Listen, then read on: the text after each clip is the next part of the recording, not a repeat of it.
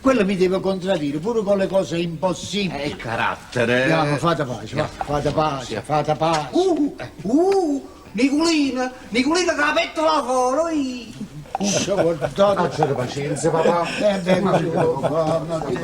Ma che posizione, che gli faccio pace? La pettola fuori, Nicolina che la pettola fuori. Sta sotto la pettola la moglie, questo è il detto che vi parlerò questa sera. Quando sento questo detto napoletano che non appartiene esclusivamente al mondo degli antiquari, mi sale a galla dal mare della memoria una vecchia antiquaria napoletana. Era un'istituzione quella donna a Napoli, quella signora, una forte presenza, teneva negozio in un palazzo a Cappella Vecchia.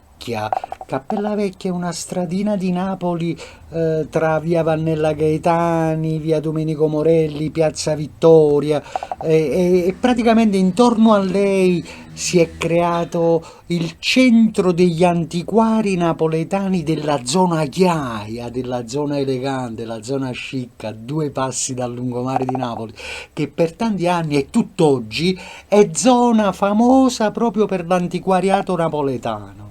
Era agli inizi degli anni '80 del secolo scorso, io ero un giovanissimo antiquario. All'epoca c'era la moda dello stile inglese e tutti arredavano le case con mobili e complementi di arredo in questo stile. A Napoli e nella provincia di Napoli, in particolare a Torre del Greco, molti antiquari diventarono grossisti, nel senso che partivano per l'Inghilterra con dei grossi camion e stavano sul posto per molto tempo per reperire proprio mobili e oggetti da portare poi dopo a Napoli, giù a Napoli, vendendoli a chi lavorava al dettaglio con il privato, insomma, con il cliente privato. Organizzavano questi commercianti grossisti dei veri e propri eventi e davano appuntamento a tutti i commercianti, quelli che lavoravano al dettaglio, il giorno dello scarico per dare a tutti la stessa opportunità di scegliere gli oggetti che via via scaricavano dal camion.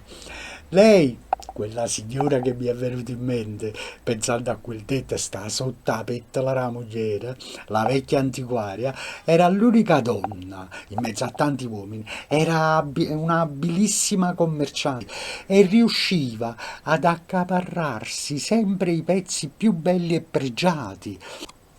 Donna Amalia non era solo una grande compratrice di oggetti antichi, era anche un'abile venditrice. Era lei il centro di quel negozio su in quel palazzo a Cappella Vecchia e quella casa ormai trasformata in un grande negozio.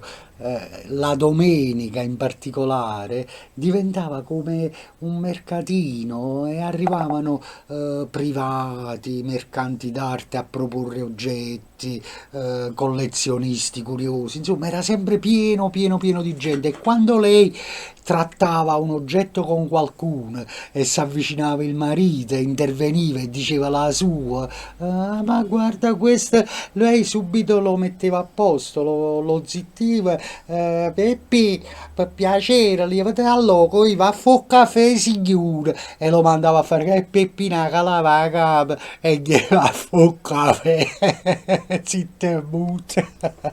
Più di una volta ascoltavo quei commentini sarcastici tipici degli antiquari quando si riunivano, qualcuno che diceva Peppina sta proprio sotto la pettola la moglie, sotto la pettola la moglie, sta sotto la falda della camicia della moglie. È un proverbio che si riferisce quindi al marito che vive sotto la pettola della moglie, cioè non è autonomo, ma è condizionato nelle sue scelte dal legame di sottomissione con la consorte. Avete capito che significa sotto la pettola della moglie?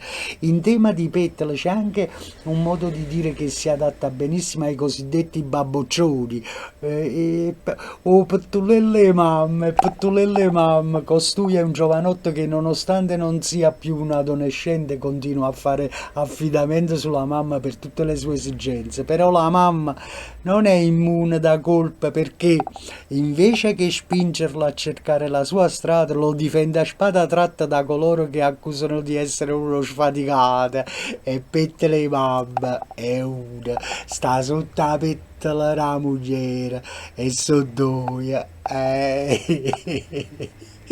Ma non facete caso, state sotto la pettola di qualcuno, Commentate e condividete di vostra libera iniziativa, se no state sotto la pettola di qualcuno. Nicolina, Nicolina che la pettola fuori! Guardate, c'è pazienza, papà. Beh,